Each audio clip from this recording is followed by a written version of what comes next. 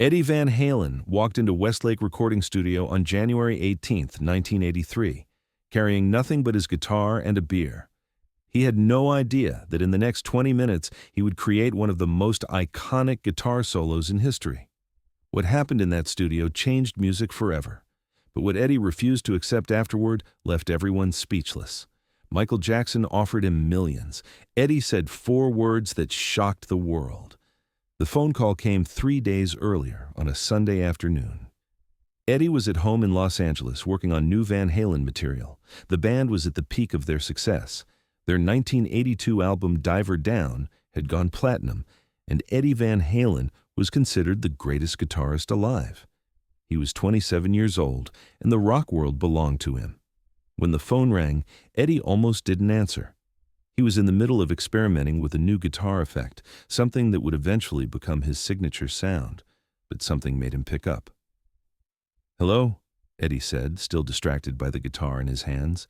"Eddie, this is Quincy Jones." The voice on the other end was unmistakable. Eddie paused. Quincy Jones, the legendary producer who had worked with Frank Sinatra, Ray Charles, and was currently producing Michael Jackson's new album.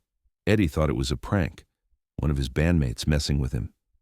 "Yeah, right, and I'm the Pope," Eddie replied, ready to hang up. "Eddie, I'm serious. I'm producing Michael's new album, and we have a song that needs something special, something only you can do. Michael specifically asked for you." Eddie's expression changed. The tone was too genuine, too professional. This wasn't a joke. "Michael Jackson wants me to play on his record?" Eddie asked, genuinely confused. Van Halen was a hard rock band. Michael Jackson was the biggest pop star in the world. These two universes didn't collide. "The song is called Beat It," Quincy explained. "It's a rock song, Eddie. Michael wants to show the world that music has no boundaries. We need a guitar solo that's going to make people's jaws drop. Can you come to Westlake Studios on Tuesday?" Eddie looked at his beer, then at his guitar. He had no session scheduled. Van Halen was between tours. He had nothing to lose. "Sure," Eddie said simply. "What time?" 2 o'clock. "And Eddie, bring your attitude." That Tuesday, Eddie Van Halen drove his beat-up old car to Westlake Recording Studio. He didn't tell his bandmates where he was going. He didn't call his manager. He just grabbed his famous Frankenstrat guitar, the red, white, and black guitar he had built himself, and walked into the studio like he was going to a casual jam session. What he didn't know was that Michael Jackson had been trying to get a major rock guitarist for this song for weeks. He'd called other famous guitarists. Some wanted too much money. Others didn't want to be associated with a pop record. Some didn't even return the call. Eddie walked into Studio 3, and there was Michael Jackson. The same Michael who had just released Thriller, which was already becoming the biggest album of all time. Michael was wearing his signature black leather jacket and a single white glove. He looked at Eddie and smiled. "Eddie Van Halen," Michael said, extending his hand. "Thank you for coming." Eddie shook his hand and shrugged. "No problem, man. Let's hear what you got." Quincy Jones played the track. "Beat It" blasted through the studio speakers. Eddie listened carefully. The song was already incredible. The bass line was tight. The drums were perfect. But there was a gap, a space in the middle where something explosive needed to happen. When the song ended, Eddie looked at Quincy and Michael. "Where do you want the solo?" Eddie asked. Quincy pointed to a section around the 2-minute mark. "Right here. We need about 30 seconds of pure fire." Eddie nodded. He plugged in his guitar, took a sip of his beer, and said 5 words that would become legendary in the studio world. "Okay, let me just play." No sheet music, no rehearsal, no multiple takes planned. Just Eddie Van Halen and his guitar. What happened next was magic. Eddie closed his eyes and started playing. His fingers moved across the fretboard like they had a mind of their own. The solo wasn't just technical. It was emotional. It was aggressive. It was melodic. It had everything. The signature Van Halen tapping technique, harmonic squeals, dive bombs with the tremolo bar, every trick Eddie had invented packed into one explosive 30-second solo. In his mind, Eddie wasn't in a studio. He was somewhere else entirely. This wasn't about impressing Michael Jackson or Quincy Jones. This was about the conversation between his fingers and the strings, between his heart and the music. Every note he played told a story. The beginning was aggressive, almost angry. The middle softened, became melodic, vulnerable. The end exploded with joy and freedom. It was Eddie's entire life compressed into 30 seconds. When he finished, the studio was silent. Quincy Jones was staring at the mixing board, his mouth slightly open. Michael Jackson had his hand over his mouth, and if you looked closely, there were tears in his eyes. The engineer had stopped taking notes and was just sitting there, stunned, his hand frozen over the mixing console. Eddie opened his eyes. "Was that okay? You want me to do it again?" Quincy slowly shook his head. "Eddie, that was perfect. That was one take." "Yeah," Eddie said, unplugging his guitar. "Is there anything else you need?" Michael finally spoke. His voice was quiet, almost disbelieving. "Eddie, that was incredible. That was exactly what this song needed." Eddie just smiled. "Cool. Glad I could help." Then came the moment that would confuse everyone in the music industry for years. Quincy Jones pulled out a contract. "Okay, Eddie, let's talk about payment. This is going to be a massive hit. We'll give you points on the album, royalties, plus an upfront payment. You're looking at serious money here." Eddie held up his hand. "I don't want any money." The room went silent again, but this time it was a different kind of silence, a confused, uncomfortable silence. "What?" Quincy said. "I don't want money for this," Eddie repeated. "I just wanted to play. It was fun." Michael looked at Quincy. Quincy looked at the engineer. Everyone was exchanging glances like Eddie had just spoken in a foreign language. "Eddie," Quincy said carefully, "this song's going to be huge. You deserve to be compensated." Eddie shook his head. "Nah, man, I did this because it sounded cool. I don't need credit either. Don't even put my name on it if you don't want to." Michael stepped forward. "Eddie, that doesn't seem right. You just created something incredible. You should be recognized." Eddie was already packing up his guitar. "Look, Michael, you called me because you needed help with your vision. I helped. That's it. I've got my own band. I've got my own thing going. This was just fun for me. If I take money for it, then it becomes work. And I don't want this to be work." Quincy Jones tried one more time. "At least let us put your name in the credits." Eddie thought about it for a second. "Okay, fine. You can credit me. But I'm still not taking any money." Eddie Van Halen walked out of that studio 20 minutes after he'd walked in. He got in his car and drove home. He didn't think much about it. It was just another day, another jam session. He had no idea that what he'd just done would become one of the most talked about guitar solos in music history. As he drove down Sunset Boulevard, Eddie lit a cigarette and turned on the radio.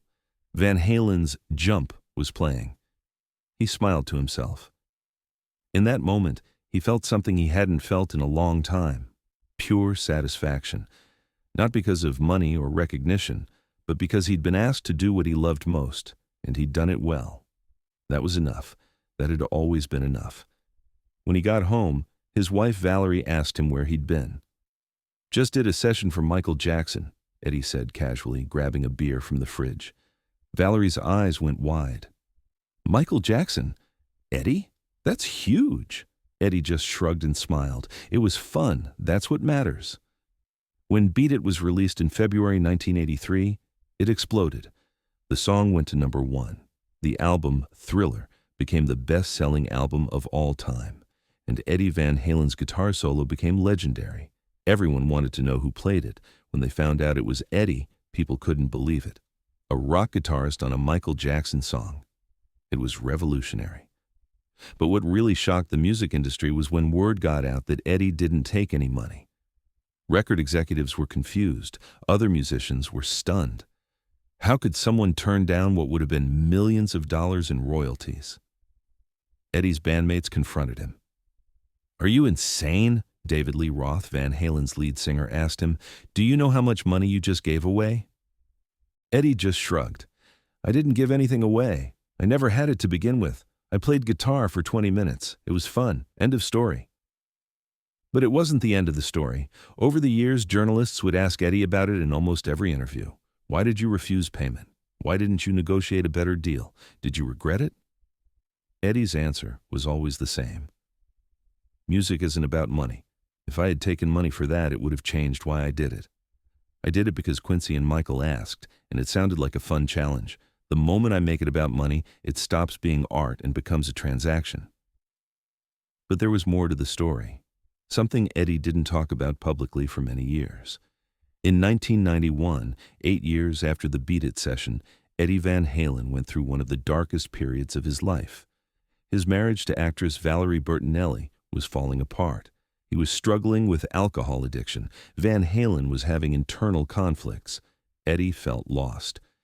During this time, Michael Jackson called him. They hadn't spoken in years. Michael had heard about Eddie's struggles through the industry grapevine. "Eddie," Michael said on the phone, "I heard you're going through a tough time. I just wanted to check on you." Eddie was surprised. "I'm hanging in there, man. It's been rough." "I remember what you did for me back in 1983, Michael said. "You didn't have to help me. You didn't know if that song would be a hit. You just showed up because I asked. That meant everything to me. You treated me like a fellow musician, not like a pop star who needed a rock guitarist for credibility. You treated the music with respect." Eddie felt his eyes well up. He'd been feeling worthless, like he'd lost his purpose.